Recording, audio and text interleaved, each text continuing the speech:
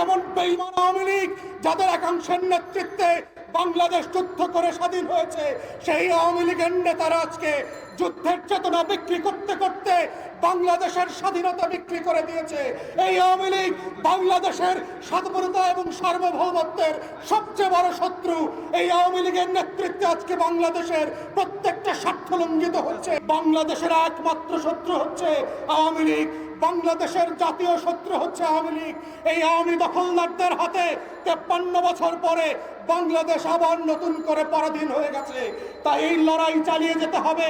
আওয়ামী রাজাকারদের বিরুদ্ধে এই যুদ্ধ, আওয়ামী আলবদরদের বিরুদ্ধে এই যুদ্ধ, আওয়ামী হানাদারদের বিরুদ্ধে আমাদের নতুন করে স্বাধীনতা সার্বভৌমত্বের এই যুদ্ধ চলছে। শিয়ালের মতো কুকুরের মতো বাঁচবেন না সিংহের মতো একদিন বাঁচবেন, রক্ত দিয়ে বাঁচবেন। এটাই বাংলাদেশের লড়াই, আগামী দিনের লড়াই, স্বাধীনতার লড়াই। গত 2 দিন আগে মাত্র আমরা গণপ্রজাতন্ত্র দিবস পালন করলাম।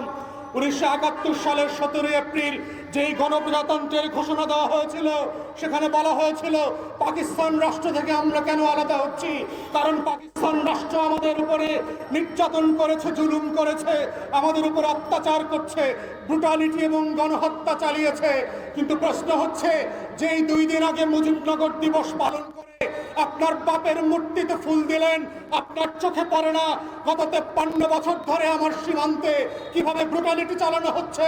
আপনাদের কি চোখে পড়ে না আমার দেশের কোটি কোটি মানুষকে স্বাধীনতা সার্বভৌমত্ব হারিয়ে জাতীয় স্বার্থকে পদদলিত করে 20 কোটি মানুষকে নিজের দেশে পরাধীনকৃত দাসের মতো বাঁচিয়ে রেখেছে? এটা কি আপনাদের চোখে? এই কেমন বেঈমান আওয়ামী লীগ যাদের একাংশের নেতৃত্বে বাংলাদেশ যুদ্ধ করে স্বাধীন হয়েছে, সেই আওয়ামী লীগের নেতারা আজকে যুদ্ধের চেতনা বিক্রি করতে করতে বাংলাদেশের স্বাধীনতা বিক্রি করে দিয়েছে। এই আওয়ামী লীগ বাংলাদেশের স্বাধীনতা এবং সার্বভৌমত্বের সবচেয়ে বড় শত্রু। এই আওয়ামী লীগের নেতৃত্বে আজকে বাংলাদেশের প্রত্যেকটা স্বার্থ লঙ্ঘিত হচ্ছে। এই আওয়ামী লীগের নেতৃত্বে বান্দরবানের সীমান্ত আজকে অরক্ষিত হয়ে গেছে। এই আওয়ামী লীগের নেতৃত্বে বাংলাদেশের প্রত্যেকটা সীমানার প্রত্যেকটা জমিন, প্রত্যেকটা মানুষ আজকে নিরাপত্তাহীনতায় ভুগছে। অতএব এই জন্য আমরা বারবার বলেছি, বাংলাদেশের একমাত্র শত্রু হচ্ছে আওয়ামী লীগ, বাংলাদেশের জাতীয় শত্রু হচ্ছে আওয়ামী লীগ। এই আওয়ামী দখলদারদের হাতে 53 বছর পরে বাংলাদেশ আবার নতুন করে পরাধীন হয়ে গেছে।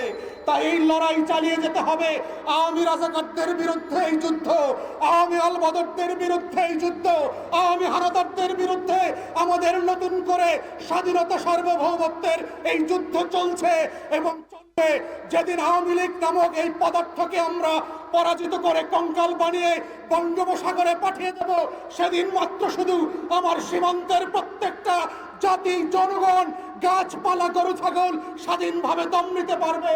আদারওয়াইজ 20 কোটি মানুষের স্বাধীনতা সার্বভৌমত্বের কোনো গ্যারান্টি আওয়ামী লীগ নামক জন্তু ক্ষমতায় থাকা পর্যন্ত সম্ভব হবে না।